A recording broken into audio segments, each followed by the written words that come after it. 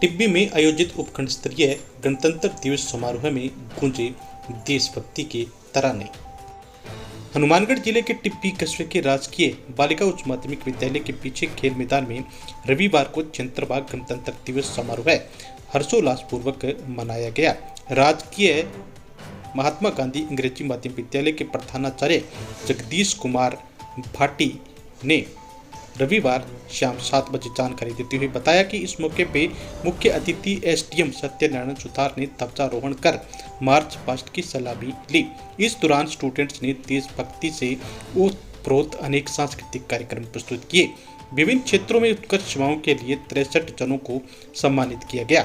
इस मौके पे एसडीएम सत्यनारायण सुतार ने उपस्थित लोगों को मानस अभियान के तहत नशा मुक्ति की शपथ दिलाई।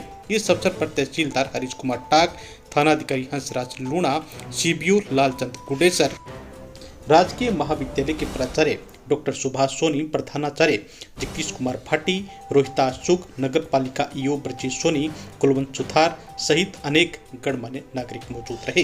तो आप देख सकते हैं कि तस्वीरें टिब्बी कस्बे की है, जहां पर उपखंड स्तरीय गणतंत्र दिवस समारोह उल्लास व उमंग के साथ मनाया गया।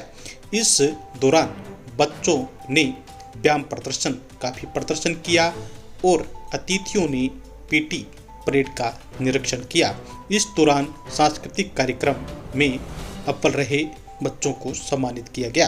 तस्वीरों में देख सकते हैं कि मानस अभियान के तहत मौजूद लोगों को नशा मुक्ति की शपथ भी दिलाई गई है।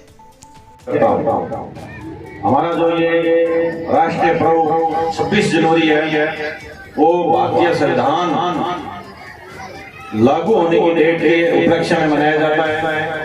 हमारा जो भारत का संविधान है वो 26 जनवरी 1950 को लागू हुआ था और इस उपलब्धि में हर साल हम ये हमारा राष्ट्रीय पर्व मनाते हैं।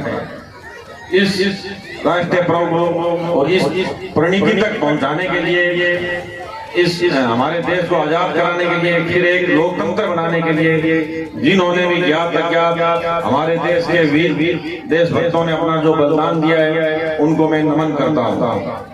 बाबा साहब अम्बेडकर संविधान निर्माता, उनको मैं नमन करता हूँ, जिनकी बदौलत हमारा जो सबसे सुंदर संविधान है, जिसको वर्ल्ड का सबसे लिखित संविधान है, सबसे बड़ा संविधान है, उसको बनाने के लिए उनकी पूरी टीम, उन सभी को सादर नमन करता हूँ। हमारा जो देश है 1947 में आजाद हुआ, 1950 में हमारा संविधान लागू हुआ और ये जो संविधान है इसकी जो सबसे बड़ी विशेषता है जो है वो है कि इसके तले हम सब समान हैं। जो समानता का सिद्धांत है, अवसर और प्रतिष्ठा की समानता है, विचार और व्यक्ति की जो स्वतंत्रता है वो हमारे संविधान की बदौलत है। सारे नागरिक, सब धर्मों के नागरिक सब बराबर हैं और कोई भी व्यक्ति किसी भी पद पे कितने भी जिसमें अगर योग्यता है वो पहुंच सकता है। तो मैं तो यही कहूंगा कि इस संविधान का हम सच्चे मन से पालन करें। हमारे जो मौलिक अधिकार है उनके साथ हमारे मौलिक कर्तव्य भी बने रहे। इस देश के प्रति हमारे क्या कर्तव्य हैं, इस देश को मजबूत बनाने के लिए, इसकी प्रतिष्ठा को बढ़ाने के लिए हम संविधान के आदर्शों का पालन करें।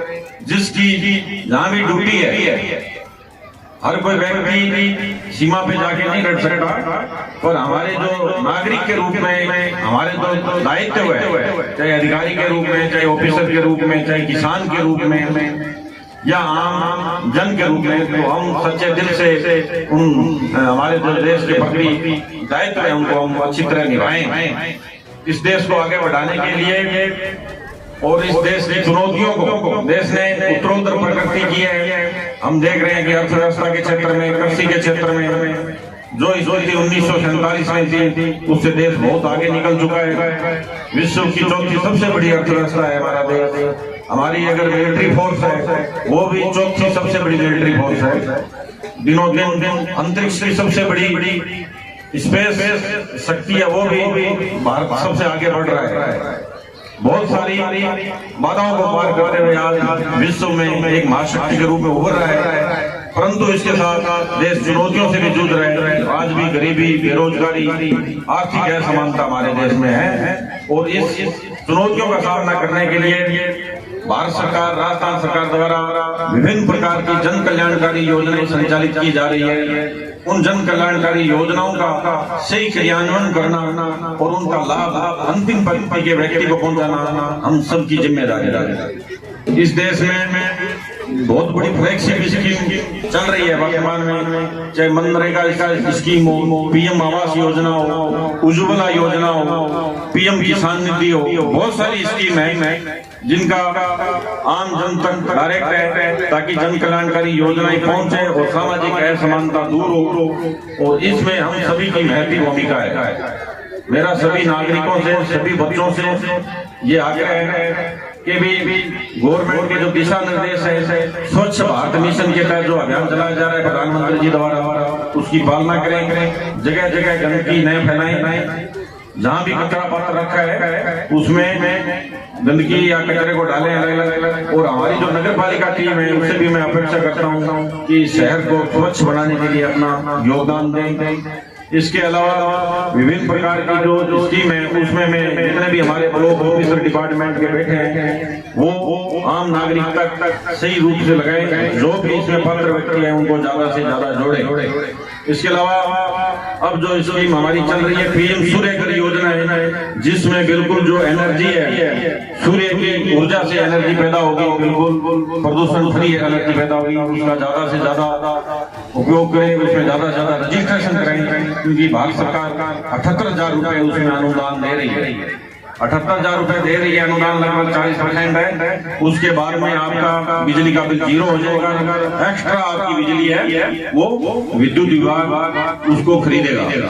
तो आप इस चीज में ज्यादा से ज्यादा रजिस्ट्रेशन करवाएं। इसके अलावा एक हमारे डिजिटल इंडिया जो प्रधानमंत्री जी का सपना है उसके तहत लैंड रिकॉर्ड को लेकर एक बड़ा कैंपेन 5 फरवरी से शुरू होगा, जिसके तहत फार्मर रजिस्ट्री यानी कि भारत सरकार के कृषि मंत्रालय द्वारा समस्त भूमि का जो डाटा है, राजस्व भूमि का डाटा है, वो ऑनलाइन आधार से लिंक होगा और उससे बहुत ज्यादा बेनिफिट होगा। जितनी भी लाभकारी योजनाएं हैं, पीएम सम्मान निधि है, चाहे समर्थन मूल्य पे खरीद है, चाहे प्रधानमंत्री फसल बीमा योजना का लाभ है, अन्य सब प्रकार के लाभ है, वो उससे ऑटो पंजीयन होगा। जैसे एमएसपी पे है तो ऑटो पंजीयन होगा।